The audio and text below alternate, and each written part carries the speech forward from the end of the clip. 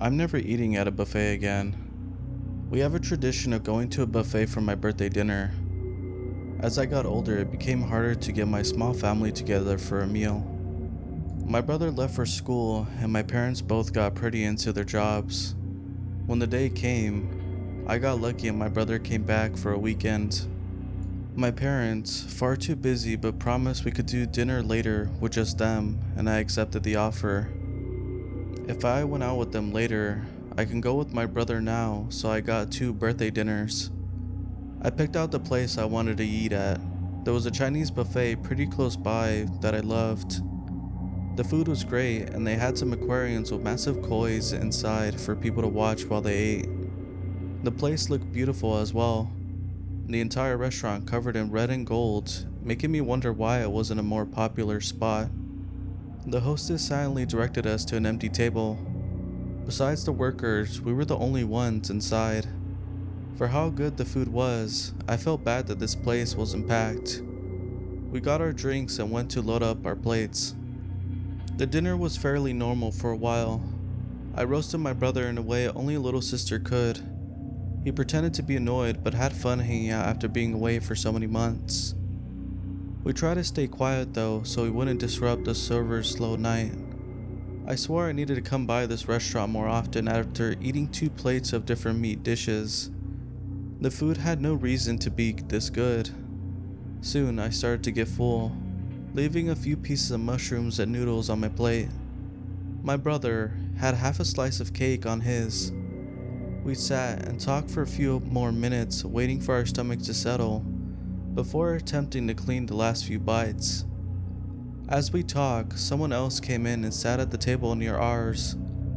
I glanced over at him, unable to help myself. I'd never seen a person like him before. His dark skin, but hair golden. His eyes a bright blue, almost white.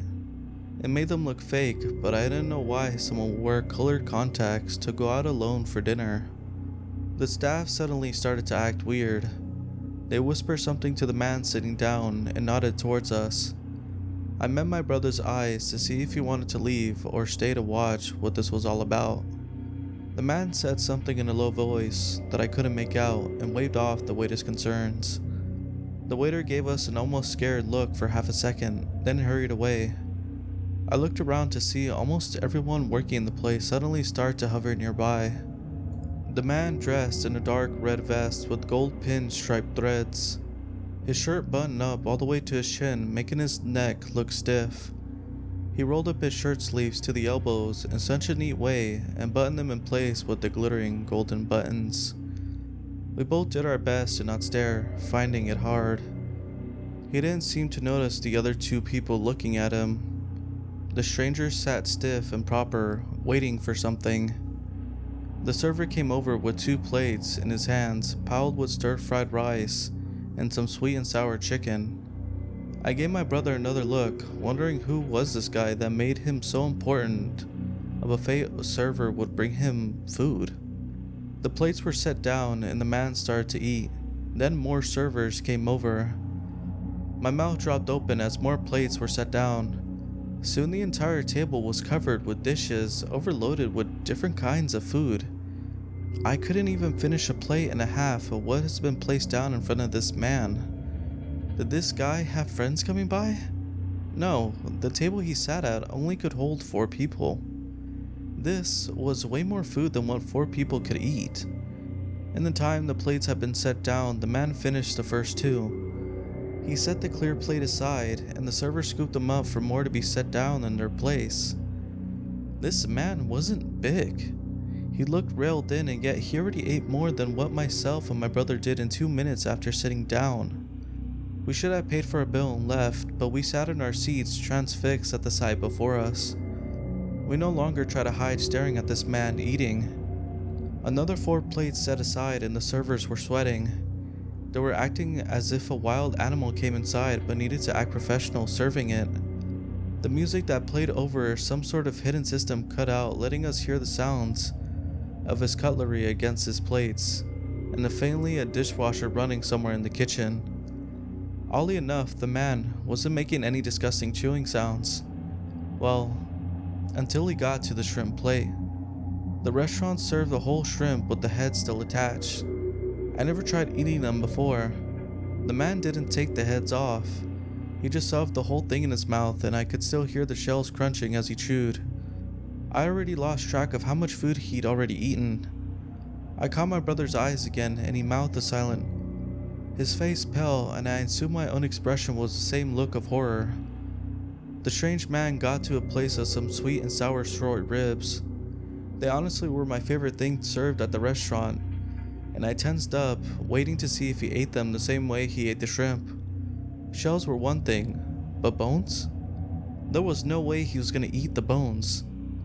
We both stared, mouths open, as he ate through the pile with no issues at all, bones and all. The sound of his teeth cracking against the ribs, the only thing echoing inside the restaurant. This was insane. There was no way someone could eat like this. We had a chance to just leave. I doubted the owners would care if we fled without paying our bill by then. There was no way to figure out how much he ate with all the empty plates being taken away. We lost track of time, but I think it wasn't very long. This man had ate more than what some people did 6 months in under an hour. Finally, all the plates were removed and replaced by clean empty ones covering his table. He turned his head to meet our gazes. I nearly screamed, having the set of bright eyes on us.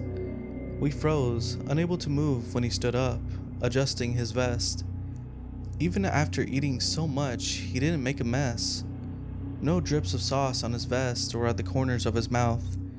He took a few steps to come over to our table, a smile on his face that made my body want to fold on to itself.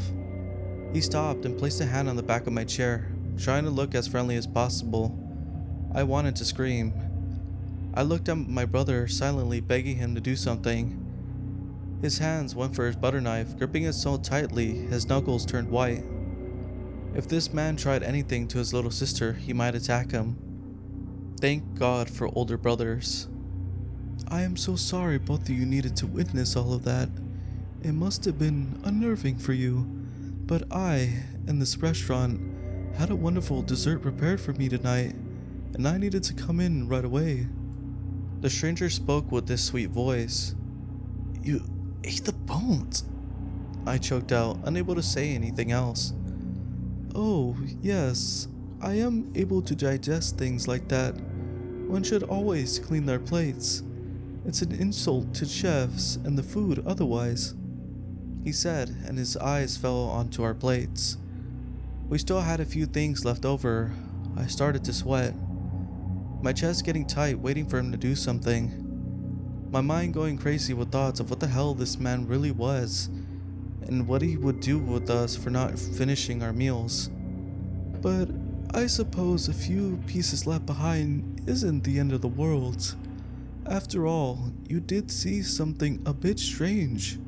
It's understandable not to finish your dinner with your stomach upset. I'll pay for your meals as an apology.